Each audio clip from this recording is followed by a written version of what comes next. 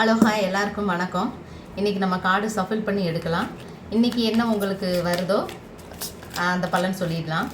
Already நான் சஃபில் பண்ணி தான் வச்சுருக்கேன். நிறைய நேரம் சஃபில் பண்ணால் வீடியோ நிறைய உங்களுக்கு சொல்ல முடிய மாட்டேங்குது, கட் ஆகிடுது. அவ்வளோ 10 நிமிஷத்துக்கு மேலே எடுக்க முடியலை.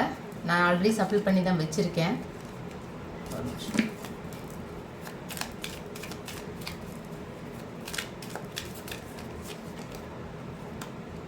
Ace of Wands, King of Cups. நேற்றே வந்ததில் நமக்கு மெஜிஷியன் கார்டு 2 நாளாக வந்தது. அவங்க உங்களை மேனிஃபெஸ்டேஷன் பண்ணுறாங்க அப்படின்றதுனால பலனுக்கு வந்தது. 2 of Wands, இதுவும் நேற்று வந்ததுன்னு நினைக்கிறேன். The Hierophant, 4 of Wands. Already சஃபில் பண்ணி தான் வச்சுருந்தேன் நிறைய டைமு. 7 of Cups, இதுவே 2 வாட்டி வந்துடுது. Death card, The Judgment.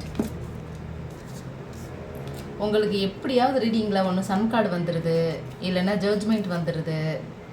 Queen of Wands, இனி ஒரே ஒரு கார்டு.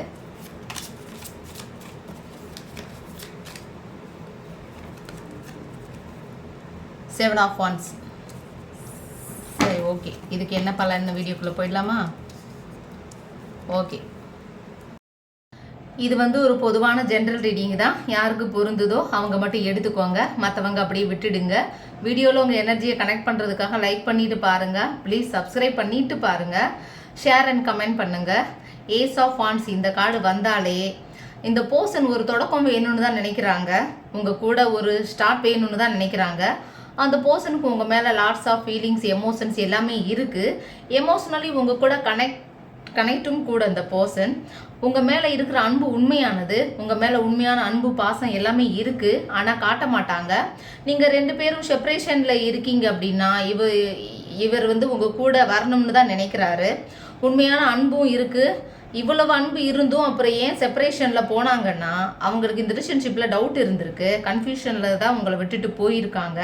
என்ன கன்ஃபியூஷன் அப்படின்னா, இந்த ரிலேஷன்ஷிப்பில் ஃப்யூச்சர் இருக்கா இல்லையா, இதில் நிற்கலாமா வேண்டாமா, இந்த ரிலேஷன்ஷிப்பை நம்பலாமா நம்பக்கூடாதா, ஏன்னா அவங்களுக்கு உங்களை பிடிச்சிருக்கு, இந்த ரிலேஷன்ஷிப்பு வேணும் அவங்களுக்கு, ஆனால் ஃபியூச்சர் இல்லைன்னு யோசிக்கிறாங்க.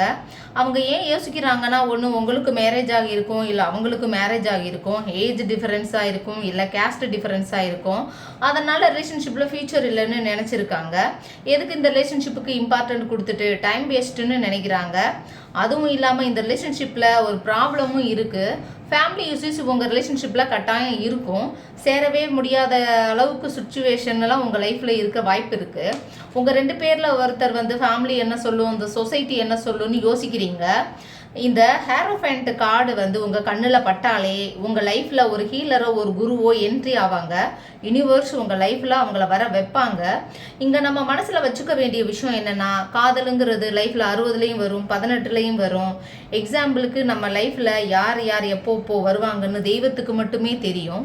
ஒரு சிலருக்கு காதல் கல்யாணம் ஆனதுக்கப்புறம் வரும், ஒரு சிலருக்கு குழந்தை குட்டிங்க ஆனதுக்கப்புறம் வரும்.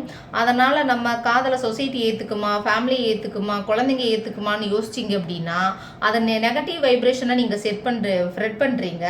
ஆப்போசிட்டில் இருக்கிற பர்சனுமே நெகட்டிவ் வைப்ரேஷனில் இருக்காங்க அப்படின்னா உங்கள் லைஃப்பில் ஒரு ஹீலரோ குருவோ உங்களை வழி நடத்துவாங்க. இந்த சொசைட்டியை பற்றி நீங்கள் நினச்சிங்க அப்படின்னா உங்கள் லைஃப்பை நீங்கள் வாழவே முடியாது. உங்கள் லைஃப்பை உங்களுக்கு உங்கள் பர்சன் தேவைன்னா அவங்கள மட்டுமே ஃபோக்கஸ் பண்ணுங்கள். அதை விட்டு அவங்க ஃபேமிலி, ரிலேஷன், இந்த உலகம்னு இதை ஃபோக்கஸ் பண்ணிங்கன்னா நீங்கள் கடைசி வரைக்கும் உங்கள் காதலை சேரவே முடியாது. அப்போ நீங்கள் ஹீல் ஆகணும், திருந்தணும். அப்படின்னா மெடிடேஷன் பண்ணி செல்ஃப் லவ் பண்ணணும். அப்போ நம்மளை மட்டும்தான் நீங்கள் ஃபோக்கஸ் பண்ணுவீங்க. இப்போ நம்மளை மட்டும்தான் நம்ம ஃபோக்கஸ் பண்ணுவோம் செல்ஃப் லவ் பண்ணால். உங்கள் பர்சன் கிட்ட இருந்து லவ் வேணும் அப்படின்னா ஒன்லி ஃபோக்கஸ் யுவர் பர்சன். அப்படி நீங்கள் ஹீல் ஆகிற டைமில் உங்கள் லவ் சக்ஸஸ் ஆகும். ஆனால் இந்த பர்சன் உங்களை மேரேஜ் பண்ணிக்கணும்னு தான் ஆசைப்படுறாங்க. உங்களை எங்கேயாவது கூட்டிகிட்டு போய் கல்யாணம், குழந்தைன்னு ஒரு ட்ரீம் எல்லாம் இருக்குது.